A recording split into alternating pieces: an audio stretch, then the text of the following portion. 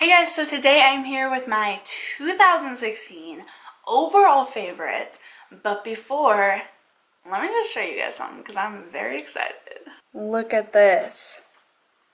And then look at the weather featuring right now. It's like, oh, nothing, just some clouds. 6 inches of snow later.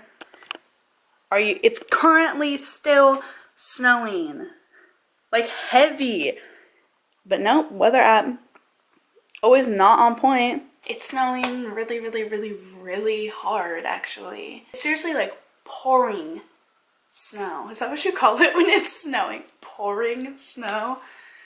Falling snow a lot? I don't know what's the correct term for that. Anyways, I'll get to that later in my day. But I picked up 10 different topics. A lot of these I have more than one favorite. I'm indecisive in that way. I can't pick like one certain thing because the year is so long, so there's different things that I've been loving at different times. The first category is a beauty product. Mine would be oil, like just oil everywhere, anywhere, oil. Pure coconut oil. During the winter when it stays hardened, you just put it under some warm water until it loosens up. This is really good for a hair mask, putting on your face, as a moisturizer, putting on your body as a lotion. Love just oil. Also, my favorite hair oil, if I'm not using coconut oil, is this Hask coconut oil. Nourishing Shine hair oil. I'm like pretty much done with it. Like, yeah, this is like my third tube of this too. Hask actually sent me this the first time that I ever tried it, and I've repurchased it like 2 times. Next is makeup, and I have 2 products for this. This one is so funny. I got this in a Birchbox like last year, like 2015, and it's still hanging on, so I gotta give it props. It's on its last leg though. It probably won't last through January.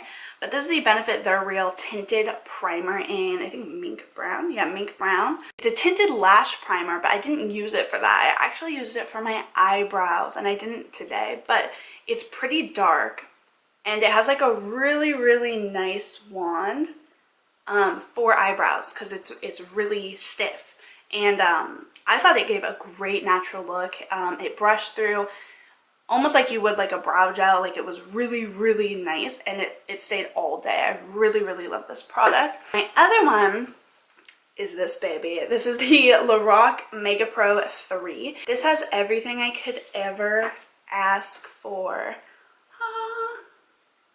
Just look at those colors. Not to mention it has a huge ass mirror. Hello. Next is song, and I don't have one particular song. I don't even have particular songs, just like a more genre. I have been listening to 90s and early 2000s alternative music.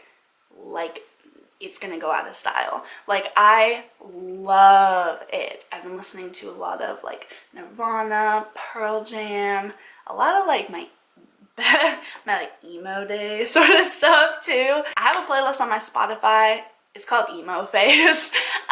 So if you want to know like what I've been listening to when it comes to that, like those 2 categories, definitely go check that out. I always have my Spotify listed. Let's see, it's on my channel art, I think. I don't know if it's down below, but it's just tiaschmidt. And I have a public profile, so feel free to follow me or follow a certain playlist that I made or am listening to or whatever. But yeah, for song, that's kind of a hard one because I changed so much throughout the year. But the one thing that has stayed so consistent is me wanting to kind of do like a little throwback with my alternative music, and I've really been listening to a lot of 90s and early 2000s. Next is TV show. I have 2 kind of different categories. For like more of a drama, serious kind of one, I have Gilmore Girls, which is funny too, but it's a little more dramatic. I had never watched Gilmore Girls before this year, and I finally decided to when I found out that the revival was coming back. I thought, well, if I want to watch the revival, I should probably watch this first. So in summer, I watched Gilmore Girls, and then I watched the revival. The revival was okay, but I really liked Gilmore Girls. It's probably one of my favorite shows now, and I'm so glad I found it. It's one of those shows I definitely could watch again and again. And then the next one I have is New Girl, which is obviously a sitcom, very funny and very relatable in some ways. I love it. I've always been a huge fan of Zooey Deschanel. I just think that she's so funny and quirky, and so I was really excited to start the show. I had seen bits and pieces of it, but not all the way through. But I really, really like it. It's on Netflix. Both Gilmore Girls and New Girl are. So watch them now. Next is movie. And I brought in Caleb for this one when I was trying to think about it, because I was like, what movies did we even watch this year? And we kind of like went back and forth, and we're trying to figure out, you know, which ones did I enjoy the best. And we came up with 2. There were a lot of 2s, but a lot of them are different categories and made me feel different ways. The first one is The Invitation, which is a thriller mindfuck movie. It is crazy. If you watch my Netflix videos, you'll know this, but the entire time I was like, who done it? Like, what's going on? What's real? What's not real? Like, it's very, very intense and super, super good. And I love a good thriller. It's definitely my favorite, like, more thriller, not sci-fi, but like if I had to like push things into 2 categories, it'd be like romance, drama, comedy, and then like sci-fi, thriller, horror, other. I don't know, but out of those 2, that one definitely took hold of any other movie, the horror movie or thriller movie or anything that I watched. And then for the like more dramedy rom-com side, I have Comet, and both of these movies are on Netflix, The Invitation and The Comet, at least as far as I know right now, unless they took them off for some reason at the new year. Comet is I don't want to give anything away about The Invitation, because you kind of, it's almost best just to go into it blind and be like, what is going on? But The Comet is about, well, I kind of don't want to give anything away about this either. The Comet, it's funny, it's really dramatic, it's a romance, it's kind of all of that. It's a rom-com drum. It is about this guy and this girl, and they meet, and it's like what happens after. The difference is that it shows that at what you think is multiple different parallel universes. Some people interpret this movie way different and don't think about the parallel universes and just think that it's their relationship evolving and growing and changing, and some people do, because at some points there's like 2 sons, at some points there's like random stuff, so it's all totally up to interpretation. This is a movie I watched probably like around the middle of the year, I think, and it just blew me away. It was amazing. The acting was phenomenal, the directing was phenomenal, the production was phenomenal. I mean, everything about this movie, it was great, and it really made you think and process things a little bit differently. I love a movie that can be interpreted multiple different ways. I love a book that can be I love things that can be interpreted many different ways when it comes to the arts, and this movie is one of them. I was so like blown away when I watched this movie that I actually like Googled like Comet theories and like read all of them, because I just wanted to know what other people thought, and I already had my own interpretations, so I just wanted to see like, oh, how did this person interpret it, how did this person, and Caleb and I actually had different views about how we thought the movie, what it meant. And so that's how unique of a movie it is, where it can be interpreted, like 2 people can be sitting side by side and even be talking about it during the movie and still come out of it differently, which I think is so unique. It's a must watch in my opinion. It is so good, both of them are, so definitely watch those. I can't talk about them enough. Next is book, and I would definitely say Illuminate by Amy Kaufman and Jay Kristoff. If you're part of the booktube community or have even watched a single booktube video this last year, you probably know what Illuminate is. It's a sci-fi thriller. It's set in space. It's about these 2 teenagers and their planet, I guess, gets attacked, and then it's kind of their story of what happens after that. So it's really, really interesting. I don't really want to give anything away, because I think it's another one of those books, or another one of those things, I guess, that's really good to go in a little bit blind. But the general idea, space, sci-fi, teenagers, attack, robot-y things, kind of.